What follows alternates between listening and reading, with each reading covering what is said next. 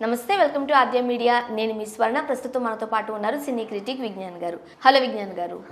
విశ్వక్ సేన్ ఫలక్నుమాతో చాలా పాపులర్ అయ్యారు, రైట్? తర్వాత ఆయన మీద కొన్ని విమర్శలు అవి వచ్చాయి అనుకోండి, పక్కన పెడితే ఇప్పుడు మళ్ళా ఫలక్నుమా దాస్ 2 అంటూ వస్తున్నారంట. ఎలా ఉండబోతుందంటారు? సీరియస్లీ ఈ మధ్య కాలంలో మంచి గట్స్ ఉన్న ఒక హీరో ఎవరంటే నేను విశ్వక్ అనే చెప్తాను. అవును. వై బికాస్ ఎలాంటి బ్యాక్గ్రౌండ్ లేకుండా ఇండస్ట్రీకి వచ్చి ఎదగడం అనేది చాలా టఫ్ జాబ్. అండ్ అలాగే చాలామంది హీరోలతో ర్యాపో మెయింటైన్ చేయడం కూడా ఇంకా టఫ్ జాబ్. ఈ అబ్బాయి అన్నీ నీట్గా చేశాడనే చెప్పుకోవచ్చు. ఎందుకంటే ఇప్పటికీ కూడా మనము విజయ్ దేవరకొండని వేరే వేరే హీరోలతో ఫ్రెండ్లీగా తిరిగిన నేను ఎప్పుడు చూడలే. అంటే లైక్ రానా వాళ్ళతో కానీ, లేకపోతే తన జోనర్ లోనే తను ఉంటాడు. సమయ సందర్భం వచ్చినప్పుడు మాట్లాడతాడు. ఇట్లా తిరిగి నేను ఎప్పుడు చూడలే. కానీ విశ్వక్ మాత్రం అందరితోనూ, రానాతోనూ కానీ, నానితోనూ కానీ, శర్వాతో కానీ అందరితో ఇట్లా తిరగడం నేను చూసా. సో అంటే ఎట్లాంటి బ్యాక్గ్రౌండ్ లేకుండా ఇండస్ట్రీకి వచ్చి నిలదొక్కోవడం అనేది చాలా కష్టమైన టఫ్ జాబ్. అట్లాంటిది నిర్మాతలకి ఒక మినిమం గ్యారంటీ హీరోగా ఎదగడం కూడా చాలా టఫ్. అట్లా ఇప్పుడు సిద్ధు జొన్నలగడ్డ, మన సత్యదేవ్, కొంతమంది ఉన్నారు ఆ రేంజ్లో. ఇప్పుడు నానిని తీసుకోలేదు దీంట్లో, ఎందుకంటే నాని ఎప్పటి నుంచో పెద్ద పెద్ద సినిమాలకి డైరెక్షన్ డిపార్ట్మెంట్లో పనిచేశాడు కాబట్టి ఆ పరిచయాలతో ఏదో రకంగా వచ్చాడు. అఫ్కోర్స్ ఆయన కూడా బ్యాక్గ్రౌండ్ లేకుండానే వచ్చాడు అనుకో. బట్ వీళ్ళు ఏ ఆధారం లేకుండా వచ్చి ఎదగడం అనేది మంచి పరిణామం చెప్పుకోవచ్చు. అంగమాలి డైరీస్ అనే సినిమాని ఫలక్నుమా దాస్ అని చేశాడు. హైదరాబాద్ స్లాంగ్ ఇచ్చి మొత్తం అసలు ఓల్డ్ సిటీ ఇవన్నీ చూపించేసి చేశాడు. అది పర్వాలేదు అనిపించింది. ఫలక్నుమా దాస్లో అప్పట్లో డైలాగులు బాగా హిట్. మళ్ళీ మనకు ఒక సీజన్లో కాలర్ ట్యూన్ జనరేషన్ బాగా ఉండే అప్పట్లో. డైలాగులు కాలర్ ట్యూన్గా పెట్టుకోవడం అనేది కొత్తగా వచ్చిన సీజన్లో. ఆ టైంలో ఎక్కువ ఫలక్నుమా దాస్ రింగ్ టోన్లు బాగా పెట్టుకున్నారు.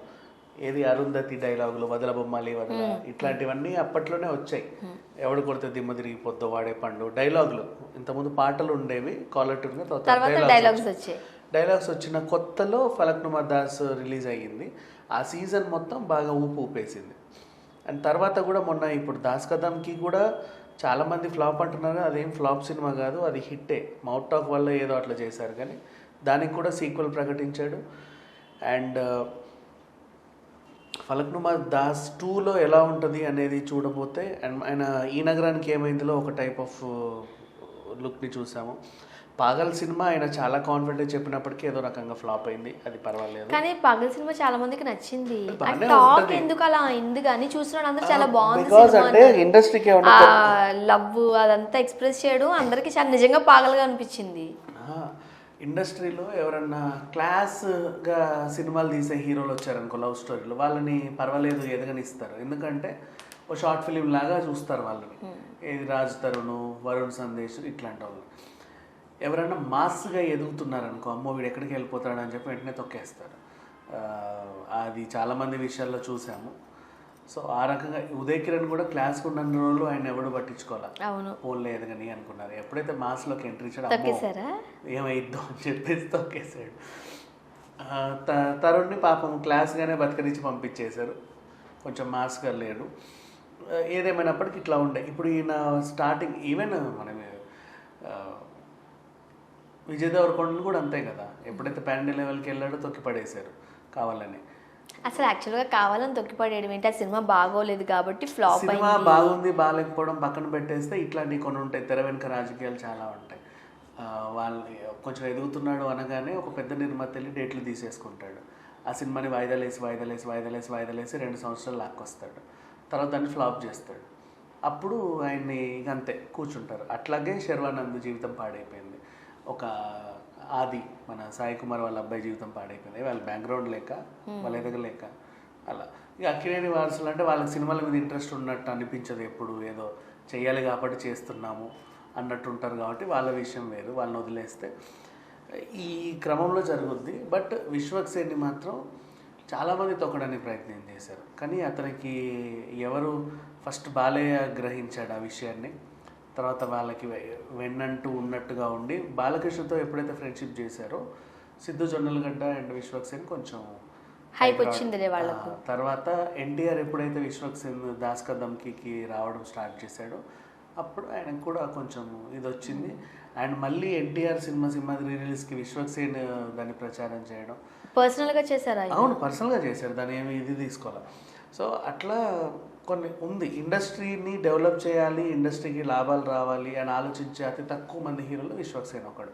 అంటే నేను డెవలప్ అవ్వాలి, నాతో పాటు మా వాళ్ళు కూడా డెవలప్ అవ్వాలనుకునే వాళ్ళు అనమాట.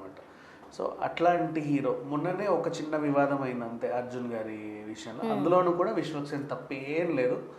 ఆయనే తొందరపడి అనవసరంగా ప్రెస్ మీట్ పెట్టి ఆయన ఇష్యూని పాడు చేశాడు తప్పితే ఏమీ లేదు.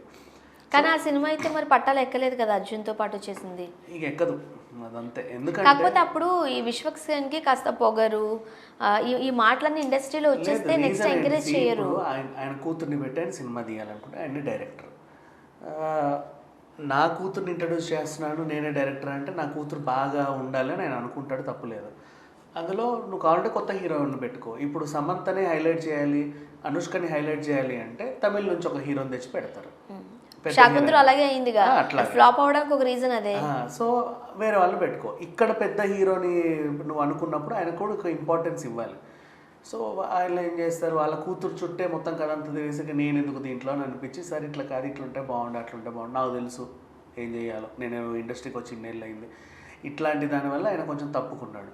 సరే తప్పుకున్నాడు కదా అని చెప్పేసి అంతటితో వదిలేశారంటే ఆయనకి బజార్కి ఇచ్చాడు. ఈయన ప్రెస్ మీట్ పెట్టి చాలా తప్పు చేశాడు. పోనీ దానివల్ల ఏమన్నా ఈయన కెరీర్ ఏమన్నా పాడవద్దా ఏమన్నా కూడా అది ఏం లేదు, కూల్. విశ్వక్ సేన్ మళ్ళీ ఎలా ఉన్నాడు అలాగే ఉన్నాడు, సినిమాలు తీస్తూనే ఉన్నాడు. ఇప్పుడు దాస్ కా ధమ్కీ కూడా ఆయన్ని డైరెక్షన్, ఫలక్నుమా కూడా ఆయన డైరెక్షన్ కాబట్టి దాని సీక్వెల్ వస్తుంది. ఇప్పుడు ప్రజెంట్ దాని ఫలక్నుమా దాస్ సీక్వెల్ ప్రకటించేసరికి అందరూ ఒక టైప్ ఆఫ్ షాక్ అనమాట.